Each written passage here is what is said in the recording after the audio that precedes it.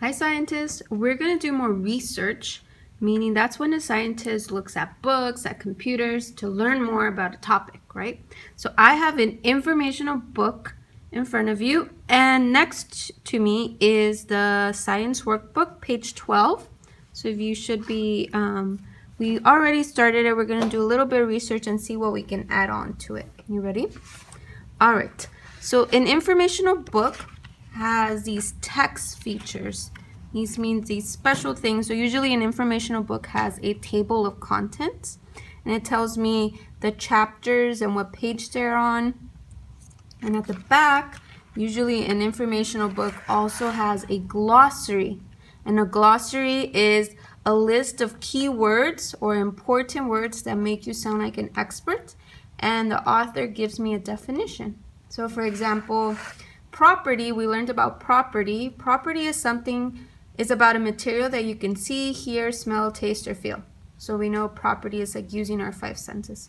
So I got this informational book because we wanted to learn more about the ingredients that we're using for our glue experiment. So I'm going to turn to the chapter about baking soda, about cornstarch, and about salt. You ready? Let's see what we can learn more about. So I'm going to turn to the one about baking soda. So baking soda looks like a white powder. Ooh, did we have that in our notebook? So baking soda is bicarbonato de sodio. We said it was white, it was small. We didn't say it was a powder. So I'm going to add on. It's also like a polvo, just like the cornstarch. Awesome. So I'm going to keep going. So baking soda looks like a white powder. We have white and we added powder. But if you look very carefully, you will see that baking soda is really made up of tiny white crystals. Oh, I didn't know that. Let's keep reading. Crystals have sharp edges and flat sides. And then there's a label. We usually call these headings. So it's the title of the paragraph. The next heading is, where does it come from? Baking soda is made from a kind of rock found underground. People dig up the rock, crush it, and dissolve it in water. Then they send bubbles of gas through the mixture. The gas makes crystals of baking soda form. Awesome. So it also shows me a picture of baking soda, shows me a rock of where baking soda comes from underground, and it has a label too, right? Awesome. So I'm going to add on that es un polvo blanco, and it comes from crystals, right? I'm going to say cristales. Awesome. Ooh, and this heading is important. What is it used for? Because that can give us a clue about how we can use it for our glue experiment. Because baking soda can make gas bubbles, it is used to make cakes rise and get fluffy. Cakes without bubbles are flat and hard. Because it is abrasive, that means sharp edges, and absorbs smells, baking soda is used for cleaning things. Baking soda can clean your teeth and even airplanes. That explains why there's a toothbrush. Some people brush their teeth with baking soda. Awesome. I'm going to move on to the next one. The next one is cornstarch. We learned in Spanish it's called almidón de maíz. So cornstarch is also a white powder, and we did have that in our table. Where does it come from? Cornstarch is made from corn. Hence the name cornstarch. Corn is ground up and then separated into different parts. Cornstarch is one of those parts. And then there's a part down here. Cooks often use cornstarch to make gravy thick. Okay, comes from gravy. Or it comes from corn, sorry. All right, I'm going to put what it's used for because we want to know if we can use it for our glue experiment. You ready? Because cornstarch makes mixtures thick, it is often used in cooking.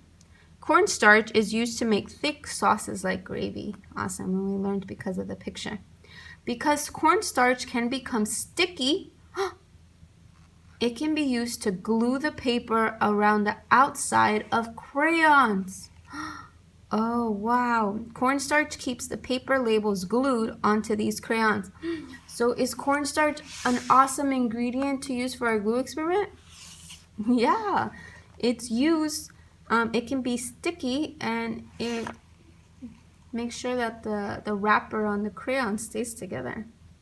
That's important. All right, so I'm gonna add that on. So in my table, I'm going to add, do you think it will be sticky? I'm gonna put yes, see?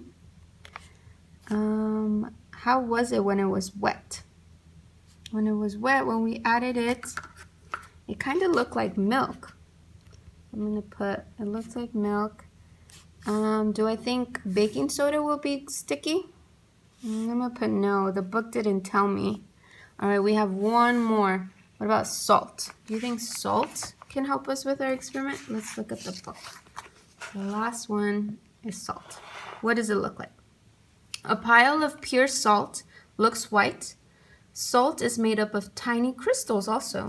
Oh, so I'm gonna add that on.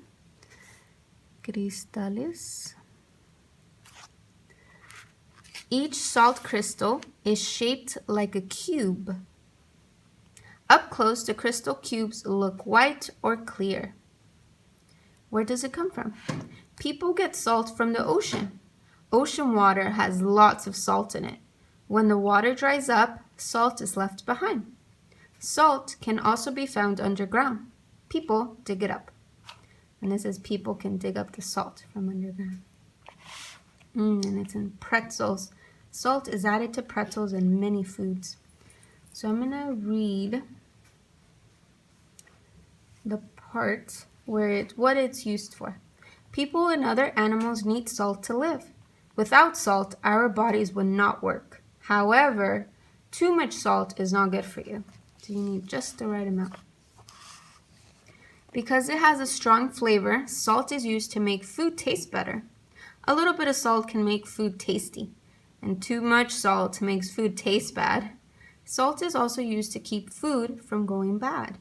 Salt can be used for cleaning because it's abrasive and has sharp edges, remember?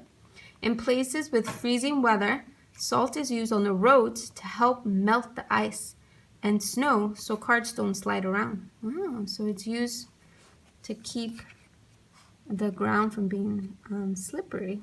Interesting. So it didn't really say about it being sticky. So we're going to take a guess. Maybe I'm going to say maybe yes. A mejor sí.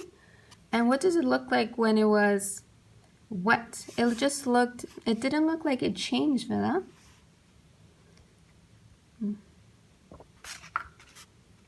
All right, and now we're going to test it.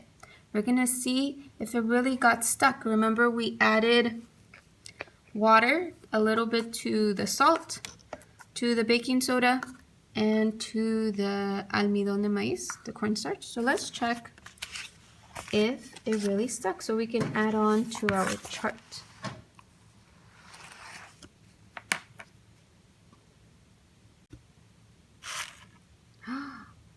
It looks like only 2 got stuck. All right, let's see which one. So the baking soda and the water weren't very sticky. The salt and the water were sticky, and the cornstarch and the water were sticky.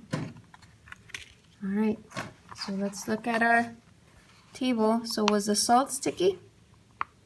Sí. Was the baking soda sticky? No, baking soda fell off. Was the almidón de maíz, the cornstarch? Yes.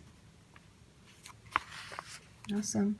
So that should give you an idea about which are the best ingredients when you start mixing the mixture for your glue experiment. Okay, thank you.